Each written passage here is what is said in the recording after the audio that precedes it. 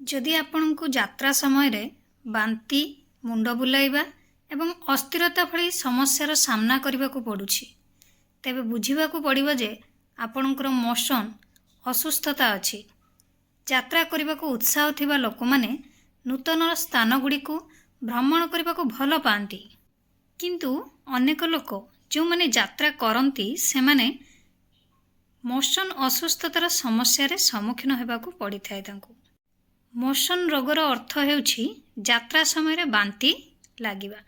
अनेक लोक विश्वास करती जे दीर्घ समय परे यात्रा करबा परे यह घटी थाए एमती, किंतु एही समस्या सेही लोक मानक सहित मध्य होई थाए जो माने सर्वदा यात्रा करती।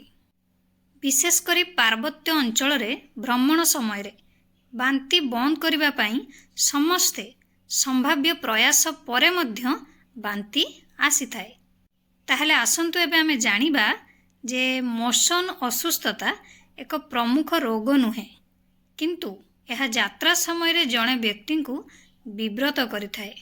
साधारणतः एही रोगर लक्षण हेउछि बांती, मुंड बुलाइबा, अलसुआ लागिबा, क्लांत हेबा, पेट व्यथा हेबा, अदृश्यता, क्रोध, असुस्थ अनुभव करबा भली अनेक लक्षण सबु देखा जाय थाए, जोटा कि आमे कहिथाउ मोशन रोगर ए सबु लक्षण। भ्रमण करबा समय रे एही जिनिस गुडी को ध्यान रे रखंतु। गुड आफ्टरनून आपण मानकु समस्त को मो तरफ नमस्कार। आशा करछि आपण माने समस्त भलरे थिबे, मु भी भलरे अछि। चलंतु वीडियो आरंभ करबा, किंतु वीडियो आरंभ करबा पूर्वरु आपण मानक भितर केही जदि आज मो चैनल ले नुआ थांती ताले प्लीज प्रथम मो चैनल को सब्सक्राइब कर दियंतु, पाखरे थिबा बेल आइकन को क्लिक करंतु, जहा फल मो नुआ नुआ वीडियो रो नोटिफिकेशन आपण मानक पाखरे खूब शीघ्र पहुंची जिवो। ताले चलंतु वीडियो आरंभ करबा। जोटा कि भ्रमण समय लोक मैंने समय बिताया प्रायतः बही पढ़ा को पसंद करती, किंतु जदि यात्रा समय आपणकर मोशन रोग रे असुविधा हुए तेबे बही पढ़ी पारती ना। यह कले मस्तिष्क को भूल वार्ता पठा जाए, जो कारण मोशन रोगर लक्षण देखा जाए। ठंडा पानीय, अदा, मिंट, कैंडी, चुईंगम इत्यादि खाइबा द्वारा यात्रा समय बांती लागिबा किंबा मुंड बुलाइबा द्वारा आपण को आराम मिल पारे। किछि लोक प्रायतः खाद्य न खाई यात्रा करती, सेमानकर अधिक मोशन असुस्थता देखा जाए, किंतु यार अर्थ नुहे जे आपण अत्यधिक भारी खाद्य ग्रहण करिवे। मने रखंतु जेकोसी स्थान को जिबा पूर्वरु सबुबेले हल्का जलखिया खाइकी बाहरिबा पई चेष्टा करंतु। कौनसी बड़ जानर पछ सीट्रे बसिबा ठारू दूरे रुहंतु। पछ सीट्रे गतिर अनुभव अधिक होता है।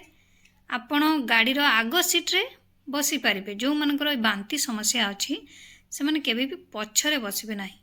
जदि बहुत असुविधा अच्छी तो आपण माने झरका साइड्रे बसी पारिबे बा झरका को आपणकर खोला रखी पारिबे, बाहर को मुह करी भी बसी पारिबे। सतेज पवन पाई आपण बहुत भल फील करिवे। आपण जदि भ्रमण समय बांती किंबा मुंड बुलाया भली समस्यार सम्मुखीन होउछंती तो आपण माने से टाइम रे लेंबू, ठंडा पानीय, अदा किंबा मिंट ए सब जिनस खाई पारिबे। यह आपण को बांती एवं मुंड बुलाया भली समस्यारू शीघ्र आराम दे थाए। यह व्यतीत आपण माने लवंग को टिके भाजिकी ग्राइंड कर देबे, तापर गोटे छोट जेकोसी काच कंटेनर रे नहीं थिबे। जेते बेले भी आपण देखुछंती यात्रा करबा को जाउछंती एहा को सांगरे नेकी जाइथिबे। जदि आपण बांती भली अनुभव आरंभ हला बा देह केमती हला बा बांती भलिया फील लागला तो आपण माने कोन करिवे ना गोटे चामच चीनी नहले कला लुण सहित आपण माने से जो लवंग को ग्राइंड करके रखछंती ताकू मिसई पाटी रे पकेई पारिबे। ता द्वारा देखिबे आपणकर बांती समस्या पूरा पूरी भाव में दूरे जीवो आ आपण माने आराम से यात्रा करि पारिबे। आशा करछि आपण मानकु वीडियोटी भल लागिथिबो, आपण मानकु पई बहुत हेल्पफुल भी मध्ये हेतिबो। जदि भल लागि थाए ताले निहाती लाइक, कमेंट, शेयर, सब्सक्राइब कर देबे। मते ताले विदाय दियंतु, पुणी देखाबो नेक्स्ट वीडियो रे। नमस्कार।